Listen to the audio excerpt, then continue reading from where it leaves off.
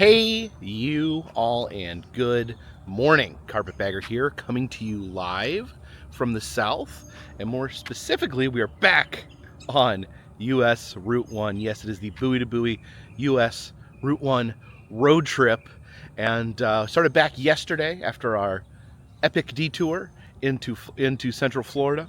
I didn't get very far yesterday. I'm still in Titusville, Florida. Yesterday was a bit of a day of recovery, or at least whoop. There's a wasp. Sorry.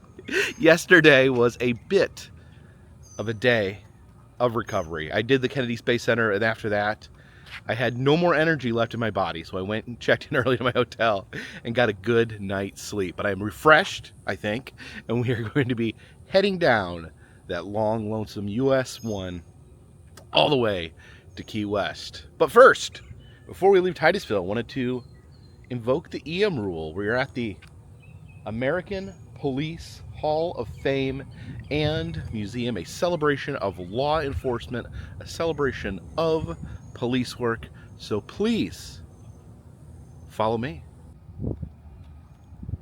Out here in front, see the K9 memorial. I know police take their dogs very, very seriously. They are considered their partners. They are considered officers themselves, and very tragic whenever a police dog dies in the line of duty. But without further ado, let's head inside. And you can see greeting us here to the police museum is one of the most famous cops of all time, RoboCop.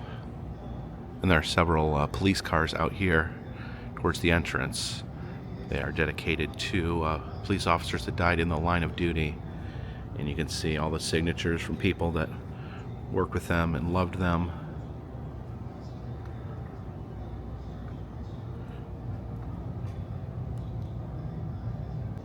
And you can see Barney Fife, another famed police officer here. And this is a 1962 Ford Galaxy. It says this is the police car they used in the Andy Griffith Show when they patrolled Mayberry. It says this is not actually from the show, but it's actually used a police car that was actually in service that was the exact same model. You know, it is the year of planes, trains, and automobiles here on the Carpetbagger channel, and police cars are definitely automobiles. There is the club, a little monument here to the club device. I remember back in the 90s, people used these all the time to help protect their cars. Do people still use these? I'm curious. I don't know if I've seen one for use in a while. This is a motorcycle that was used in Nassau County, New York. This is a suit of armor here. I guess he's not a white knight or a black knight. He is a blue knight, color blue, often associated with law enforcement. Now this is a pretty stylish police car here. You can definitely see this patrolling the cities of Florida. And there is a border patrol car. You see these sometimes down, at the border. Some more sweet police choppers. Here are some non-car police vehicles. You got the police jet ski there. That's pretty awesome. If I was a police officer, I'd want to be a jet ski cop. I have always felt bad for the bicycle cops. They have to pedal, have to put in a lot of exercise, and then when they arrest someone, like where are they supposed to put them? On the back of the bike? I guess they have to call someone with a car and tell them, yeah, we got a problem down here. And here is a uniform for security at the 1996 Olympic Games. It's actually autographed by police officers from all over the world that work together doing security at the games. And yeah, there was definitely an incident in Atlanta that year, a horrifying incident.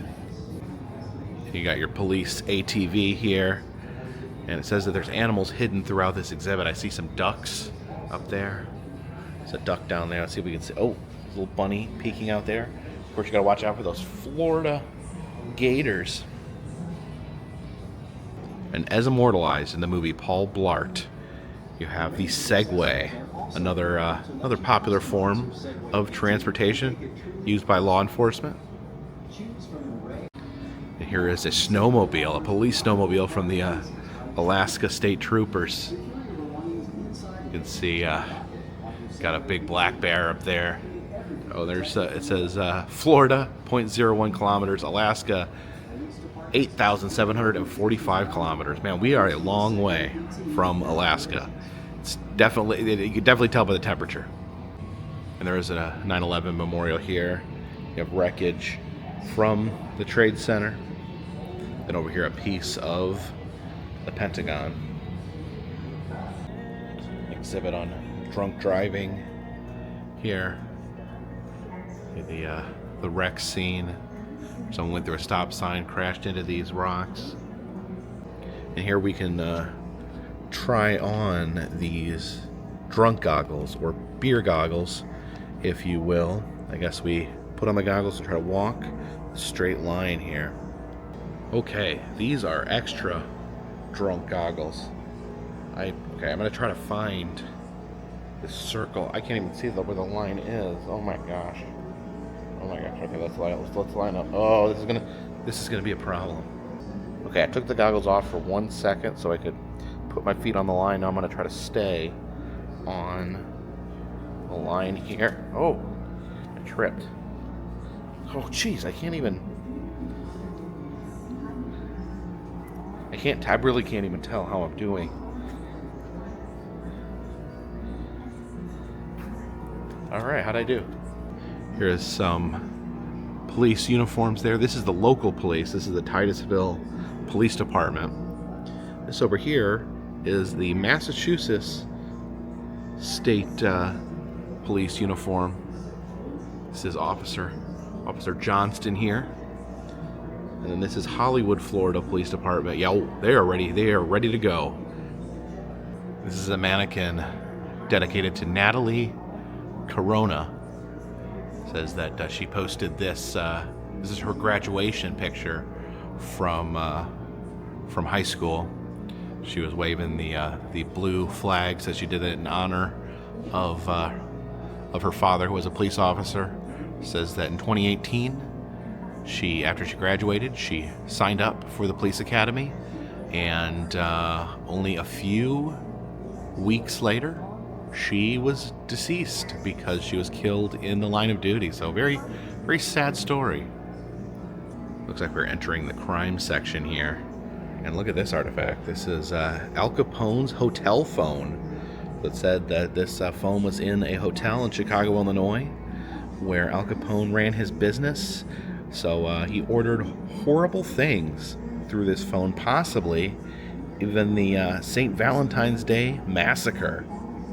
Some infamous criminals here on the wall. Bonnie and Clyde, the Barker family. Talks more about the St. Valentine's Day massacre here by this Tommy gun. And here is a dollar bill autographed by Al Capone, and look at that. They have replaced George Washington's face with Al Capone himself. I guess he gave his own souvenir money out. Some more weaponry here. The brass knucks, the teeny tiny Derringer, and then look at this. This is a sword that comes out of a cane. This is a tear gas gun used by law enforcement to fire these canisters of tear gas into buildings that might be full of mobsters.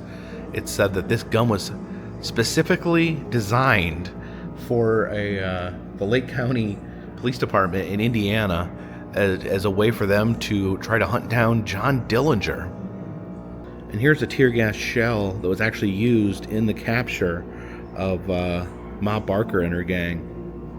It says this is a belt modified by a teenage gang member, where they added extra studs to their belt so that it could be whipped off and used as a weapon. This is a homemade chain whip made out of a motorcycle chain. It says this weapon was used to beat victims of a teenage gang. And this bike chain belt here says worn by a gang member. This chain was converted to a belt, so they made it into a belt and was taken after a gang fight, and this belt was used to crush someone's skull, break their nose, and knock out their eyeball. Some law enforcement weaponry here. And they have an exhibit on JFK and the assassination. It's a replica of Oswald's gun. I guess that makes sense having it here, because the nearby Space Center named after JFK. Well, and there you go. There's their moonshine display. Which is how a moonshine still is built in the woods.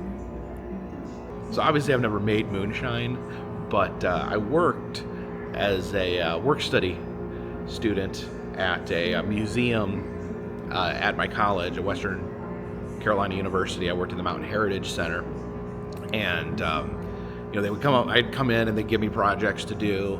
And one day I came in, and they gave me a diagram of how a moonshine still worked, and they had a whole room full of moonshine still parts. Just it was Southern heritage.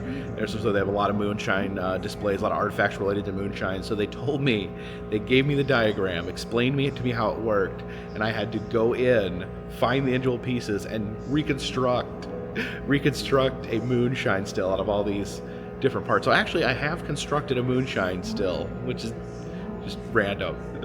Here they have a jail cell that you can enter. Whoops. I've never been in a real one of these, thank goodness, but man, it just seems like this would totally suck. Just imagine. I mean, I guess some of you out there don't need to imagine, but yeah, just imagine. That would suck.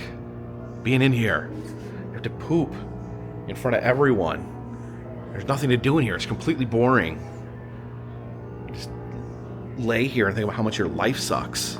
Gosh, horrible. And this is a replica of an 1840 jail cell.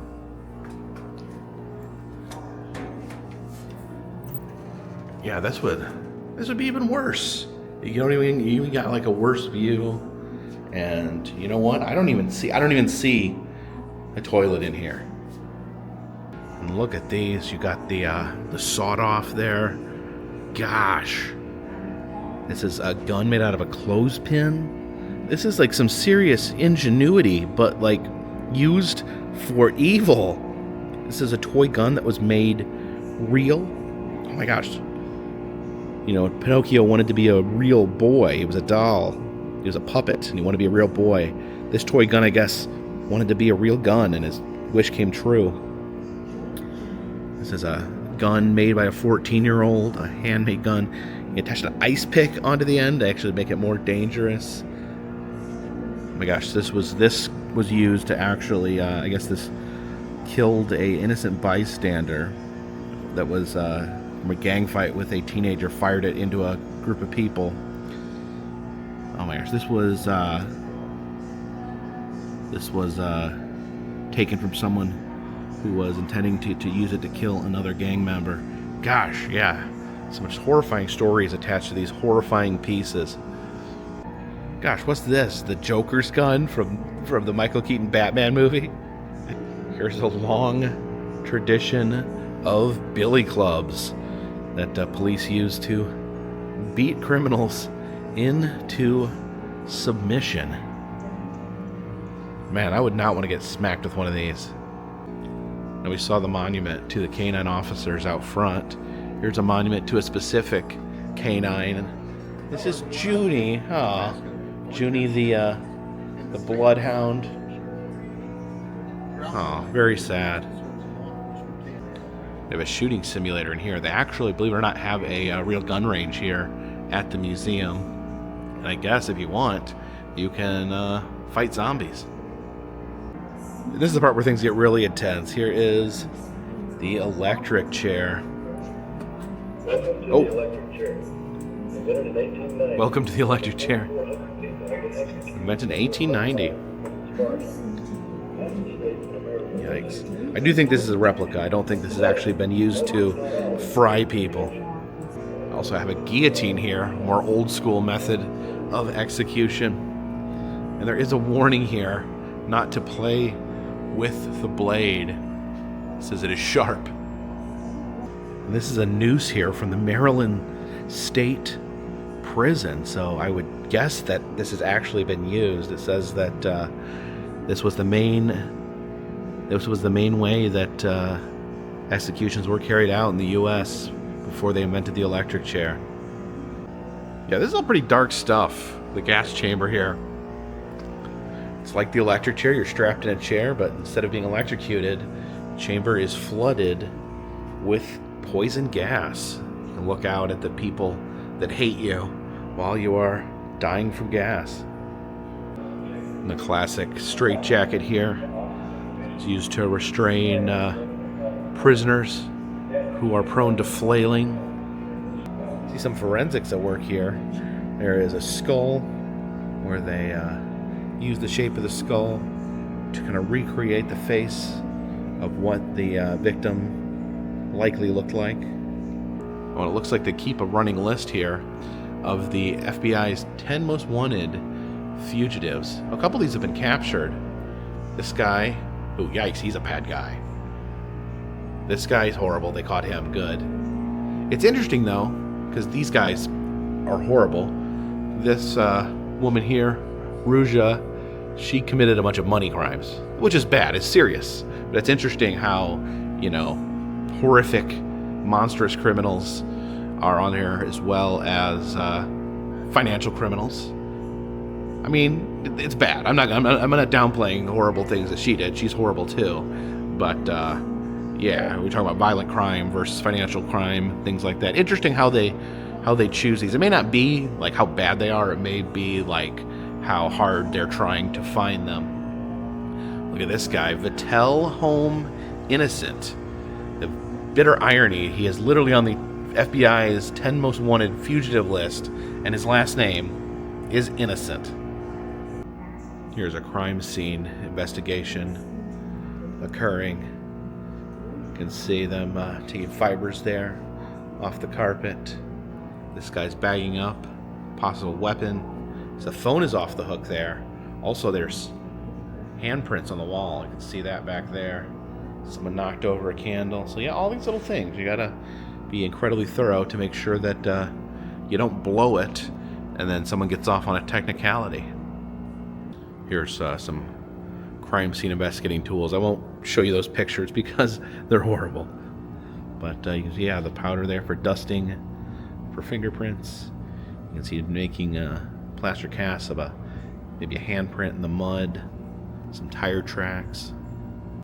Oh, here's McGruff the Crime Dog. I loved this dog when I was a kid. I always say, take a bite out of crime. And then it would be like, chomp the C there. And look at this, we have McGruff's Puppet Theater. So over here we got some puppets, some police puppets, and a canine puppet. All right, Sparky, we gotta solve this crime. Can you help me solve this crime? I smell some blood over there. Let's go see if there's a murder. Good idea. There's been a lot of murders in that alley recently. We should go check it out. I'll sniff for blood. Oh, and they have some police-themed arcade machines here. This is the police trainer. It's 50 cents a game. Okay, let's see. Oh, I'm gonna try to shoot these balls. If I hit a single one? And they have Die Hard Arcade. I've finally seen the movie Die Hard, so I feel comfortable playing this. And I guess John McClane, he is a cop, so it does work. It does make sense here in the police museum. Oh my gosh, what is happening? Where's Bruce Willis? Okay, there I am. Okay. Punch, punch, punch. Punch, punch, punch. Kick. Yeah, this is just like the movie. Punch, punch, kick, kick. And then we got this police-themed pinball machine here. Oh, look at this. The bad guys are alligators and sharks, and the police are lions and leopards.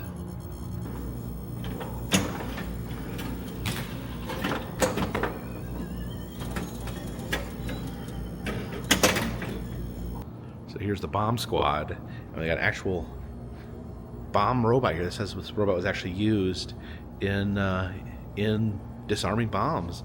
And it says they're actually working on it right now. They've got the Cocoa High School robotics team is in the process of making this work, and they said that in the future you'll be able to come here and drive the bomb robot around. All sorts of different communication items here. Police radios.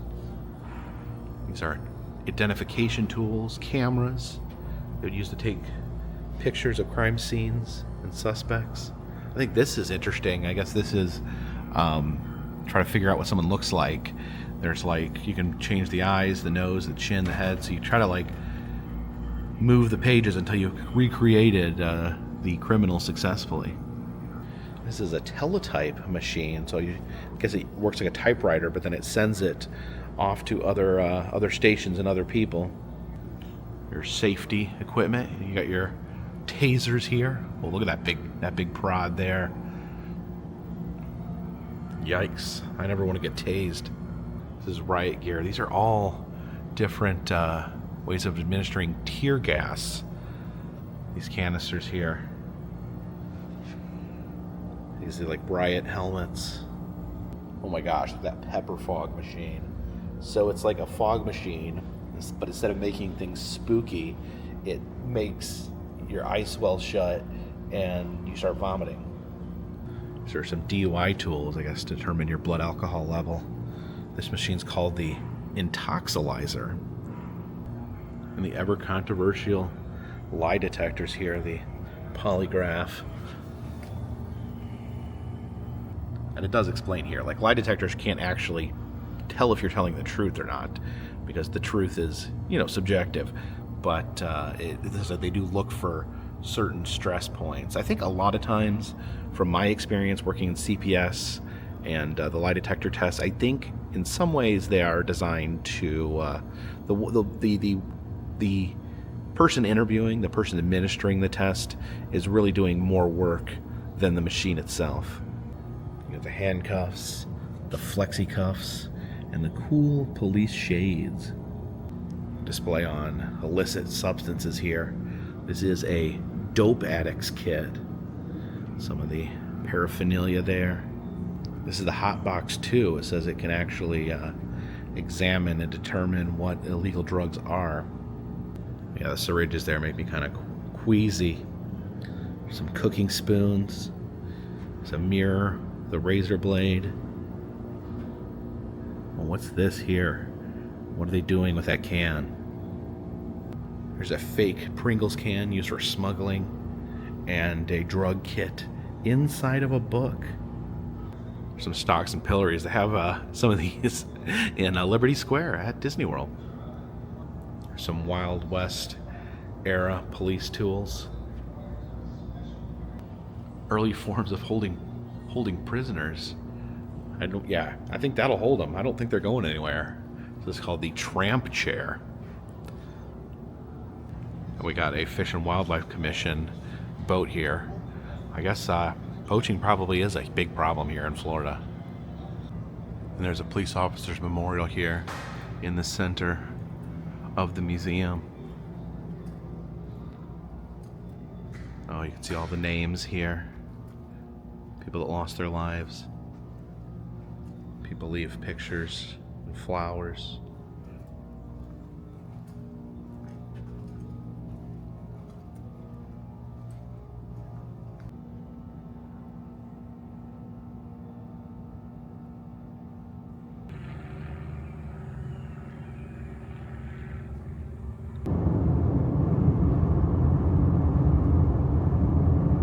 Okay, I only got a few miles down the road when I found another EM. Yes, we will be invoking the EM rule once again here at the Valiant Air Command Warbird Museum. I assume, from context clues, warbirds are military planes, and it is the year of planes, trains, and automobiles, so I think we should head in.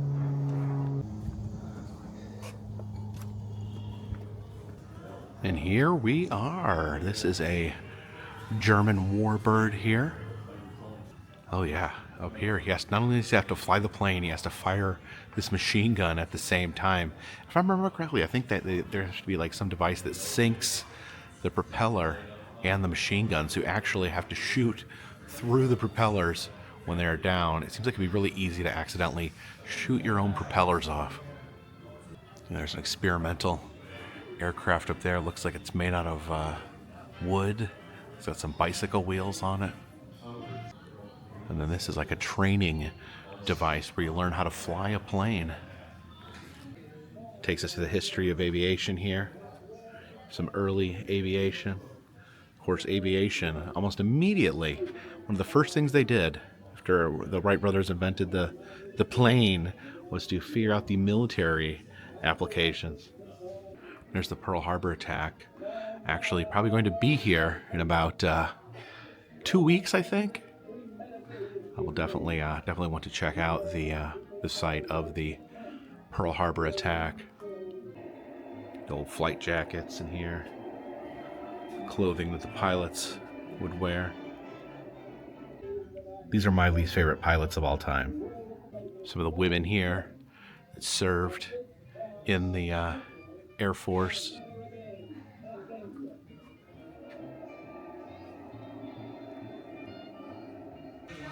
Oh, almost didn't see this guy hiding back here.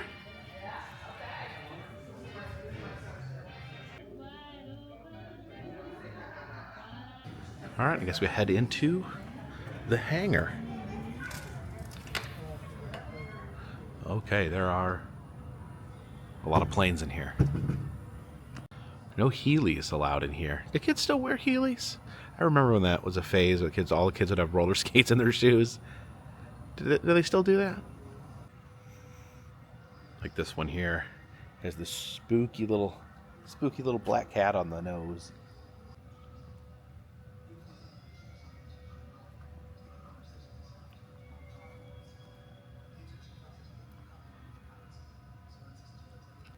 Oh, this is the Red Baron. That's a logo. I think that's the logo from the frozen pizza. The Red Baron there, and then you got Snoopy. Snoopy associated with space travel, but also associated with World War I fighter pilots for some reason. And look at this massive helicopter here, the Navy Sea Dragon. I think we can we peek? Can we take a peek inside? Okay. This is called a Tomcat here. It kind of reminds me of the planes used in Top Gun. I've never actually seen Top Gun, but I just have a strong feeling like this is a Top Gun style plane. I was looking at this plane here, and I noticed there is a camera mount, like some GoPro screws there on the wing. So I don't know, maybe they take this one out and get some good footage. Okay, I'm marking out here. I was not expecting to see this, and that was a big deal for me. I don't know how many other people would be super interested in this, but I am. This vehicle here, used in the film Cider House Rules, this military automobile, actually featured in the movie Cider House Rules. They show the scene there with the vehicle, and I love this movie. I love Cider House Rules. I actually love the book even more. I read the book, a fascinating book, great movie. Yeah, screenplay by John Irving. Read the original John Irving book, so that's pretty amazing. And the docent had actually walked by here a second ago and said that that when they filmed the movie, they actually borrowed it from this museum. They found that they had the vehicle they wanted. Said they flew this out to California, used it in the film, and then sent it back. So that is pretty amazing. Oh, and also behind these mannequins here, we have one of the Blue Angels, the famed planes that do the air shows, like fly through the air doing crazy maneuvers. Always fascinated by the nose art. I was trying to see what this was. Looks like a green shark with boxing gloves and a periscope in each eye, And there's a cross with wings. And this is the Tico Bell here. You can see it's got a sexy lady there on the nose. But this apparently is a D-Day veteran. This craft was at D-Day. They stepped out of the hangar, and there is a second hangar over this way.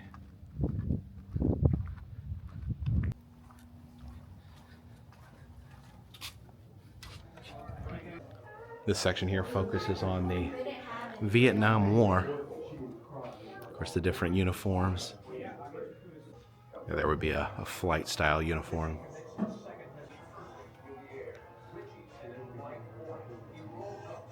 This is an ejector seat. I hope I never find myself in a situation where I'm being ejected. I saw one go by, and I thought, that looks like a Sam. This is a POW MIA recognition table that is set for one, and each item on the table represents a different thing. It says the table is round, showing everlasting concern. Cloth is white, symbolizing the purity of the intentions. The pinch of salt is to denote the tears that were shed. All right, we head into the second hangar here. See a Korean War era helicopter over here. Look at that big bubble in front. Looks like it's transporting a injured soldier. And definitely a MASH vibe here. The TV show MASH, which took place during the Korean War. This is Miss America with the lady there on the nose. So it does look like some of the aircraft here do still fly. It says this is the only flying XP-82 twin Mustang in the world. Oh, okay, there's two cockpits on this. It's almost like there's two planes connected together. That's pretty crazy. And apparently they can take it up in the air. They said the Korean War helicopter was also a working plane. So yeah, they must keep some of these up and running. There's another Blue Angel as we walk through this sea of planes. Oh, look at that. And this Navy craft here, that painting on the tail. Looks like a skull blowing kisses. And this is fun. This has a silly anteater on the tail.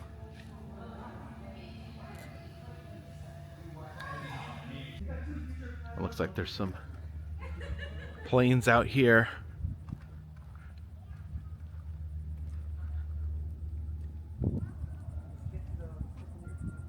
So there's an actual airport out here, and it looks like this connects to the runway.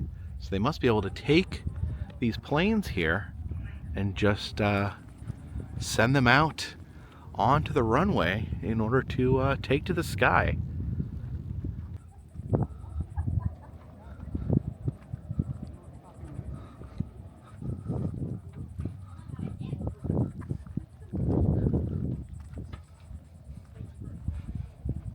This one's definitely got some interesting artwork on the side. This one here looks like it might need a little work.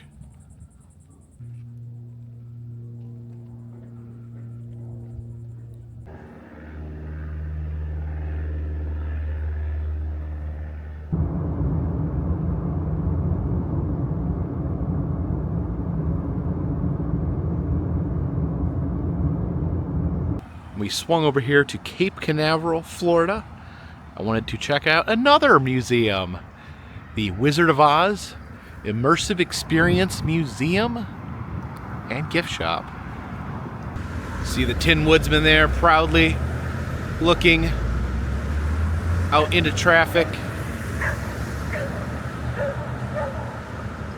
And anyone that knows me or is familiar with the channel knows that I love The Wizard of Oz. Absolutely one of my favorite movies of all time. I've tried to visit every Wizard of Oz museum in the country. In fact, we visited the Judy Garland Museum on this very road trip. And I stopped here a couple years ago, but I figured it was time to stop back in. And here we are, all these different cases full of artifacts and memorabilia created by the Scarecrow here. And then we have Professor Marvel's illusions and sleight of hand. The vase or face. Let's see. Do we got vase or do we got face? We rotate it. It looks like two people talking. And then bird in a cage. So we turn it, you see a cage, you see a bird. But you spin it really fast. You've got, well, let's try that again. Spin it really fast.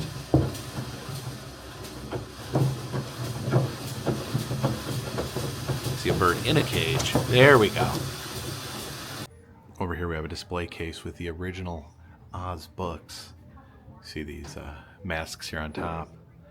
And this here is the original edition of The Wonderful Wizard of Oz. Now it actually says here that this copy was printed on May 23rd, 1900, making it, they say it makes that this is the earliest known printing of the book in existence. So not only is it a first edition, but it is the oldest known edition ever, right here in front of my face.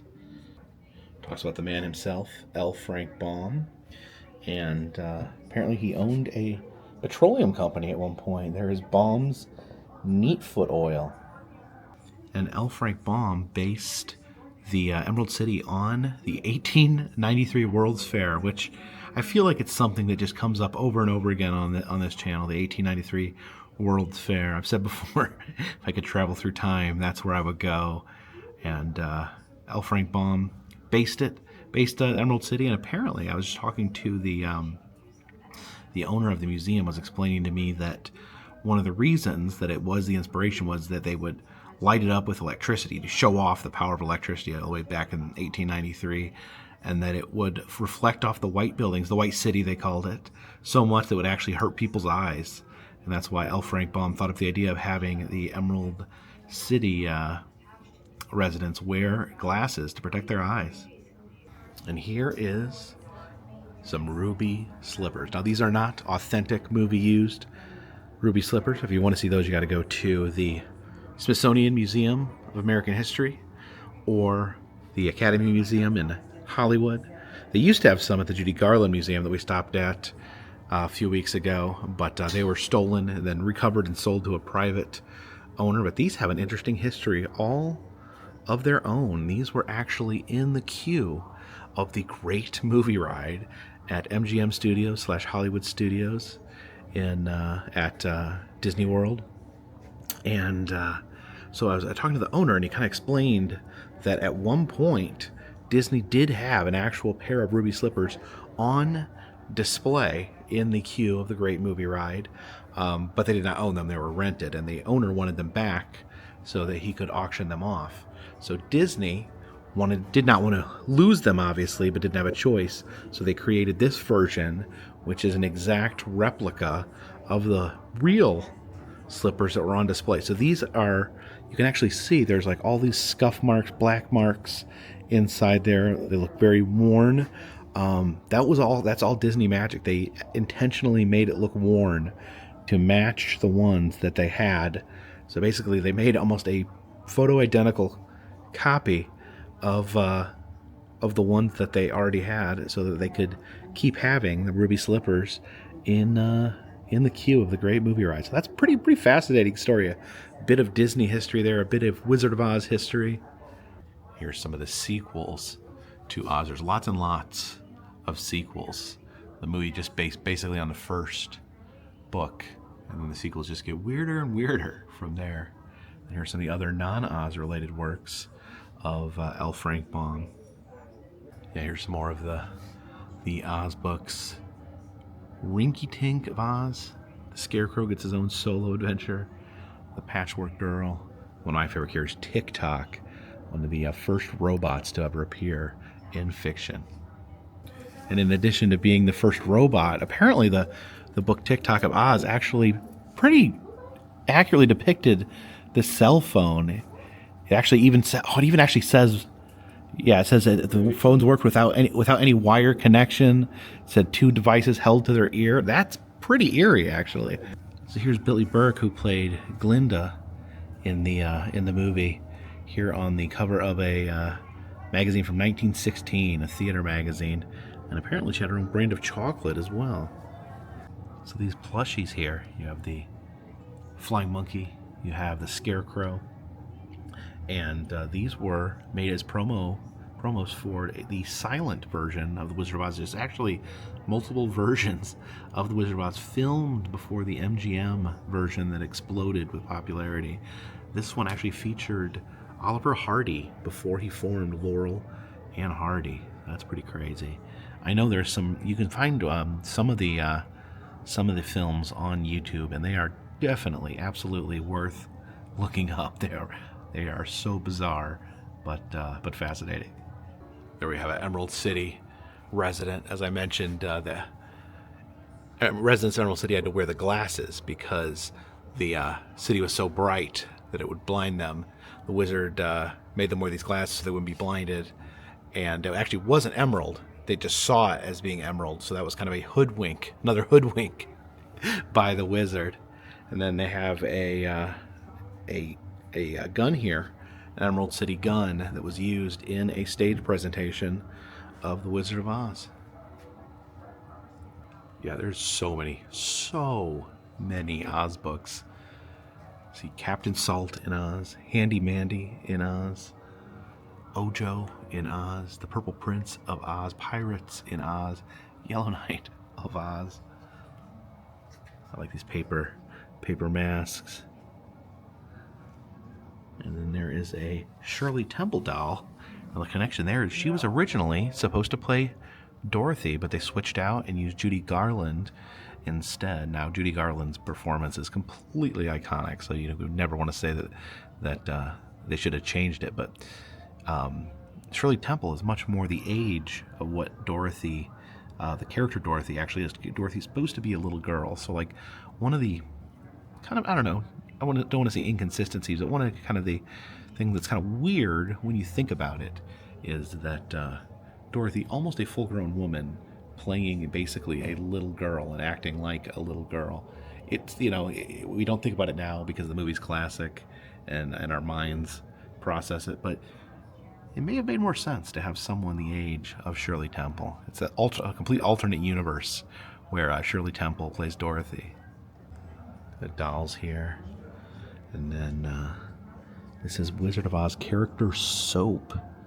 So you have the soapy wizard there. And all the friends of Dorothy. These are string dispensers. They all have holes in their mouth where they can dispense string in your kitchen. See Toto there has the string hanging out of his mouth. And I like the wizard there, the big green head. And there is a showboat here, a toy showboat, where they're actually putting on a play of the Wizard of Oz on a boat. I'd love to see Wizard of Oz on a boat. Different versions of the Friends of Dorothy. The Scarecrow. Oh, what are these? These look like they're made of wax. I'm not sure. There is a one-handed puppet show where I have all the characters on one glove. I remember they had one of these in my kindergarten classroom. Not necessarily the Wizard of Oz one, but a puppet glove like that. Look at this big plastic Tin Man. Some Wizard of Oz nesting dolls. Some busts of the characters. Oh, there we have The Wiz. I actually watched this. Me and Jen watched this. I think it was last year. The Wiz. Very interesting. I remember there was one song that went on so long I thought Jen was going to have a panic attack. Love the Halloween costumes there. I remember this type of Halloween costume when I was a kid. You'd have this brittle plastic mask that you'd probably break before you're done trick-or-treating, and this plastic schmuck that you wore with it. There truly is a almost never-ending wealth of Wizard of Oz items. See the nutcrackers there. All these Wizard of Oz nutcrackers. See the dolls. There's Hello Kitty Dorothy. It says these puppets here were made by puppeteer Bill Eubank. He would take these puppets around to different Wizard of Oz fan events and put on shows.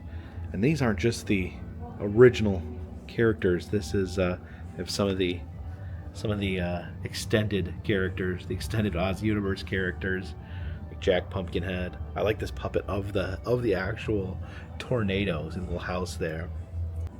Yeah, there's the original Dorothy and friends, the Tin Woodsman, the Cowardly Lion, and the Scarecrow. When the Scarecrow became king of Oz after the wizard left.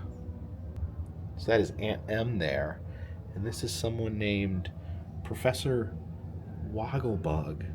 Wogglebug. Look at that flying monkey there. So much fun. And then I guess this is the Emerald City version of Dorothy and Friends. Have that green color to them. Yeah, look at green Dorothy. And here is Dorothy and the friends of Dorothy. See her sitting in her throne there with Toto on her lap. Then we got the Cowardly Lion back here, bravely wearing his badge of courage. Glinda here, who, you know, Glinda is a little suspect.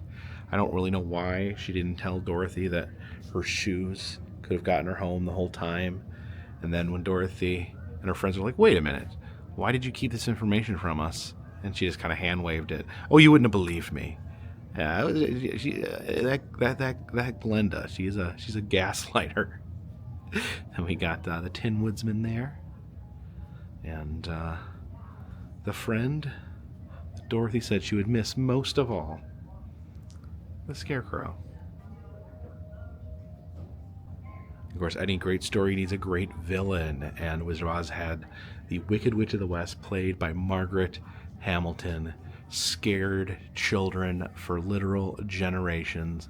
From what I understand, Margaret Hamilton, an amazing, kind woman, but she made herself the thing of nightmares. I don't know if I ever met a child that wasn't absolutely mortified of the Wicked Witch of the West. And then one of my favorite things here at this particular Wizard of Oz museum is their flying monkeys, here interpreted as flying baboons. Is there anything in the entire world scarier than they thought of a flying baboon? Look at those teeth. You got a whole squad of them there. Oh, look, this one here has grabbed her little dog Toto. Yeah, no one wants to be attacked by flying baboons. I can guarantee you that. And over here is the leader of the flying monkeys, Nico. You can tell because he's wearing his magic hat. Yeah, I didn't realize this till adulthood, but Nico, a specific character, he is a flying monkey. He's in the original movie. He's the monkey that, whenever they cut to the witch in her lair talking to the flying monkey, that's Nico, the leader. And if you watch in the movie, he actually has his wings cropped here so that, I guess so he cannot fly away. So he is basically a prisoner, so she can control the flying monkeys, and she uses his magic hat in order to summon the monkeys. It doesn't specifically show her doing that, but in this one of the scenes where she's summoning the monkeys, she has the hat in her hand. So very subtle. There's a lot of backstory that isn't fully explained, and they don't say the word Nico in the movie at any point, but if you look in the credits, Nico is listed as a unique character. Now this had not been finished. Last time I was here, they have the Immersive Section in here. Okay. So here we are in the Land of Oz. Looks like we're in the Munchkin village here. Oh, okay. It explained that they added scenes that weren't in the movie. So here is the Tin Man proposing to the girl, the Munchkin woman that he was in love with. Said that was how he actually lost his heart. Now you can follow that yellow brick road. It's actually moving. It's kind of like a Yellow Brick Road simulator because it moves as you walk in place.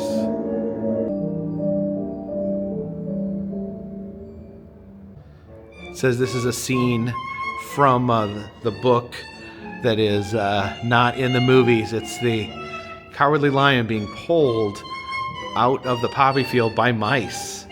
You can see the mice here pulling the Cowardly Lion through the poppy field. Yeah, you can see him from all angles coming forward at you, passing you on the side, and then you actually get a down-looking view on him. And there's the Tin Man and Scarecrow pushing the back of the cart. Uh-oh. Looks like we're going to the witch's castle. Oh, here we are inside the castle. There's the Winky Guard. This looks like they got the Cowardly Lion chained up. There's the witch bringing Jack Pumpkinhead to life. So got a super spooky skeleton there dancing. Well, this flying monkey's actually a flying gorilla. Well, the witch just went over there and started looking out of her telescope. Well, now we're being teleported into the stars. The witch was looking through her telescope, and now we're in the stars. There's an astronaut. Gets fitting because we are near the space center. Oh yeah, look at all the stars in here. I think we're headed into deep space.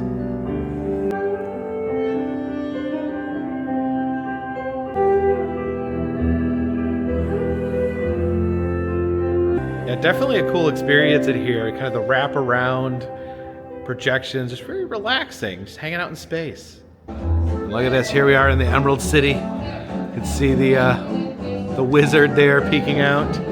We got all the characters dancing. The Scarecrow, the Tin Man. There's Dorothy over next to the elephant. We've got the gorillas up here, flying monkeys in the box. Oh yeah, there's Jack Pumpkinhead, even the witch. Even the witch is getting down there. It's a tiger. And oh, look at this, a moose. A moose in the Emerald City. Oh, and there we have Glenda boogieing down. There's the horse of a different color. So it's changing colors as we stand here. And then after the Oz show is over, they do have a Van Gogh show as well.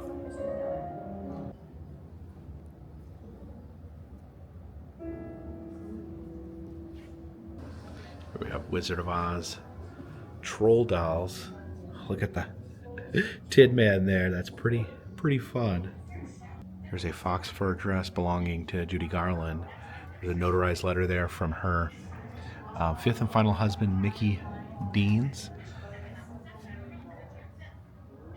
And here's an authentic Emerald City jacket actually used in the film.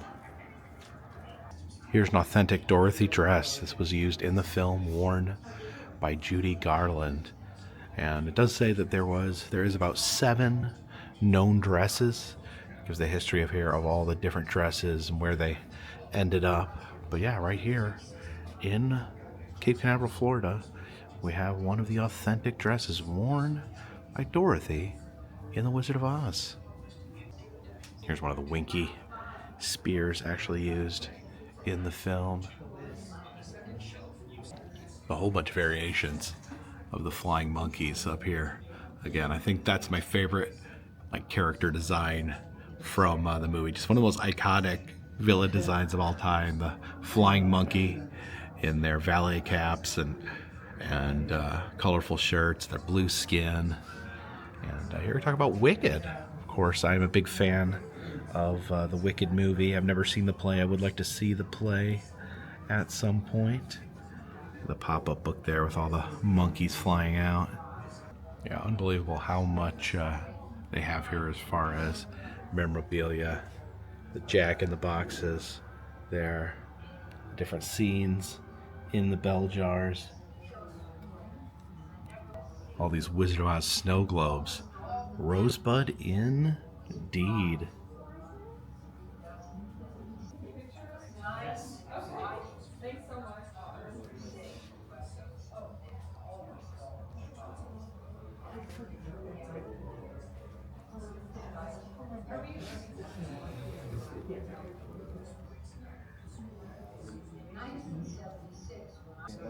And how would you like it if someone came and picked something off of you? So this crystal ball here, it says, take a witch's eye view. So we peek in there. Oh, okay. And we can see Dorothy and her friends over there. Yeah, this apparently came from a Wizard of Oz children's exhibit at the Miami Children's Museum. Yeah, they actually do have a lot of props from the movie here. Here is a pair of gloves worn by Burt Lahr as the Cowardly Lion. This is the Wizard of Oz characters as different animals. Here they are as cows. Here they are as cats. As little bears. As dogs. As fairies. And they don't have a full witch hat, but they do have a little tiny piece of Margaret Hamilton's witch hat. And these are the original Wizard of Oz Funko Pops here. I know from Jen that these OG Wizard of Oz Funkos are actually worth a ton of money. I think they were some of the earliest Funko Pops made. And they actually did remake them. But these have the old Funko look to them, where you can kind of tell if you look at old Funkos, the eyes are different, the heads are different. I think the bodies are actually bigger originally. The Return to Oz section here. Now, this was actually made by Disney, and it is one of the most bizarre, most terrifying versions of the Wizard of Oz. I saw this when I was a kid. It scared the crap out of me, but I still to this day adore this movie. Absolutely love this movie. And look at these. I would love these hand puppets here. The TikTok, the Scarecrow, and then that's the Gump in the middle. It's like a moose-like creature that they attach to. Oh yeah, there he is on the cover there. They attach him to a couch. They add wings and then put magic dust to bring him to life. So he's like a living, flying couch with a moose head. We exit through the gift shop. See the Wicked Witch's hourglass there. That's how much longer you have to live. Oh yeah, and here in the gift shop you can buy a first edition full set. It's $25,000. Oh yeah, I got some bobbleheads. Little flying monkeys. You can see like a little passport there to Oz. It's like we have the winged monkey, flying monkey license. Oh, that's actually Nico's driver's license. And you have a Wizard of Oz Christmas tree with Glenda on the top.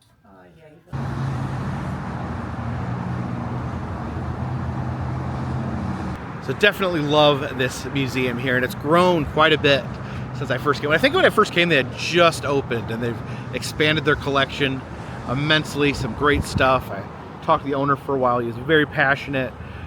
His passion comes originally from the books. I just grew from there. So you see all the history here. There's little bits of history. Show me some of the little secrets and things like that.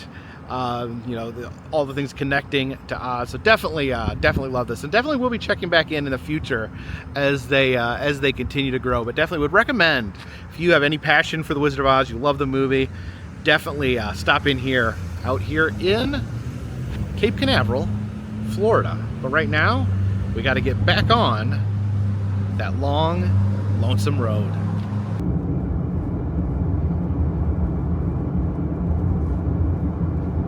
And right along Route 1 here, we have a classic Florida roadside stop, the giant orange here in this park. It's a park dedicated to disabled American veterans here in Melbourne, Florida. This is the orange itself restored by the Melbourne Rotary Club.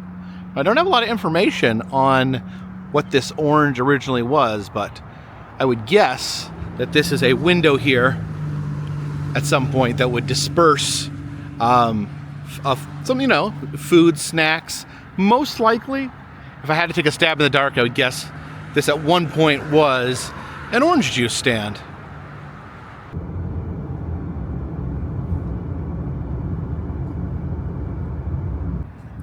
Okay, so it is dinner time, and decided to come over here to the seafood station, which looks like it was a gas station at one point, but now it no longer dispenses fuel for cars, but now fuel for the human body.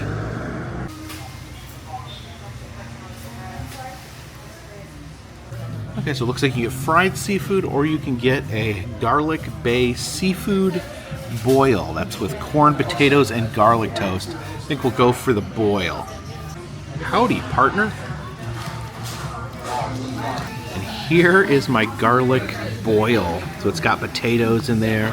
The corn looks good. I did add some sausage to it. And I got the lobster. You can see the lobster tail there. Shrimp right there. And there is some scallops, some actually big old scallops in there as well. Some garlic bread. Everything's covered in garlic. This looks pretty amazing. And let's go right for some of that lobster there. Oh, so good. Super garlicky. The scallop. Look at that scallop. That's a big scallop. And you do gotta peel the shrimp there. When I added the sausage, it's kind of like a low country boil with extra garlic. I'm gonna try that corn cob. Really sweet, crisp corn. This is very, very good. And I am a proud member of the Clean Bucket Club.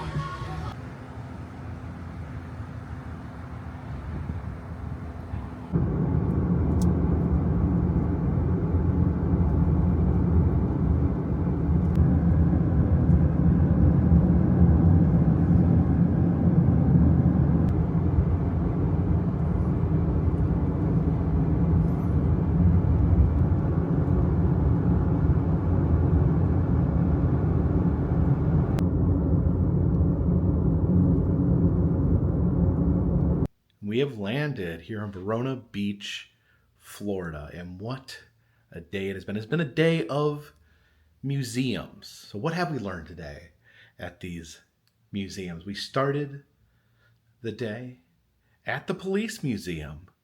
We learned about law enforcement and electric chairs and gas chambers and nooses. We went over to the Warbirds Museum. We learned that sometimes they call planes warbirds when they fight in battles. We went to the Wizard of Oz Museum. I actually learned a few things about the Wizard of Oz I didn't know.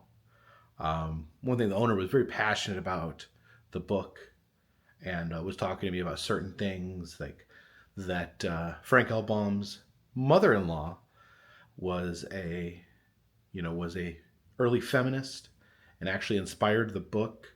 She had writings about the way women were persecuted in witch trials, which actually led to L. Frank Baum writing about witches and showing that some witches were good and some witches were bad. So a wealth of information at the Wizard of Oz Museum in Cape Canaveral, Florida. And before I came up here, I checked my phone. I wanted to see how long I've been on this road trip, this buoy to buoy road trip. And tomorrow it will be the 1 month anniversary of this road trip. It was 29 days ago that me and Jen finally reached the northernmost buoy. Of course, road trip began when I picked up Jen and we went to Minneapolis and went up through northern Minnesota to get to the northernmost point at Angles Inlet, Minnesota. And so it's been a month on this road trip. And if you want to look back, the last time I was home was over 2 months ago. I think 2 months and more than a week. So more than 9 weeks since I have been to my home. But we're getting there. We are in the final few laps here. I'm hoping to get to Miami tomorrow. And then from Miami, we will take the drive down to Key West. Oh, I can just think about how sweet it will be to lay my hand on that southernmost buoy in Key West, Florida. Thank you guys. Thank you, those of you that came along with me. Those of you that have been in my passenger seat since the very beginning of this road trip. Those of you that just pop in every once in a while, see what's going on. And those of you that are going to continue riding my passenger seat down to Key West to complete this buoy to buoy adventure that we are currently on. This US 1 trip. We have been, I don't know how many days it's been since we've been on US 1. It's been about 29 days since the buoy. So it took probably about another week or so to get from the buoy to Fort Kent, Maine. It's been an adventure, my friends. An adventure is not over. No guarantee I'm actually going to make it, by the way. But fingers crossed. If I live, if I survive, I will lay my hand on that southernmost buoy and I will declare that this trip has come to fruition. So, oh, the light went out. Very spooky. Also, those of you who joined me for the Epic Universe grand opening, that was something else. I'm still feeling grateful to Universal for taking such good care of me, to have me stay in the hotel there, presenting lots and lots of food and the park to enjoy at our own leisure. It was a great experience, and I had a great time in Orlando. One correction, I do like to address when I do make a mistake on this channel. Kennedy Space Center yesterday, I referred to Apollo 11 as Apollo 2. I thought the 11 was Roman numerals, apparently, and I was clearly exhausted. So Apollo 11, not Apollo 2. I really should have known that. So I apologize for that. So thank you guys so much. Thank you so much for watching these videos, for lending your eyeballs for a view of these videos. If you like this channel, consider subscribing. If you're new here, we travel the country, filming roadside attractions, amusement parks, museums, haunted houses, and other fun, random stuff. If you'd like to help with this channel, consider Patreon. If you sign up for Patreon, $3 or more, I will send you a postcard every month. If you would like to receive a message from me on Cameo, I'm doing personalized messages. You can send it to yourself, a friend, a family member. And if you'd like a souvenir, check out the Etsy shop where we have press pennies, motel key fobs, enamel pins, and stickers. And all those things, every last one of those things, help keep this train on the track, this boat on the water, and this warbird high in the air. Until next time, my friends, this one's in the bag.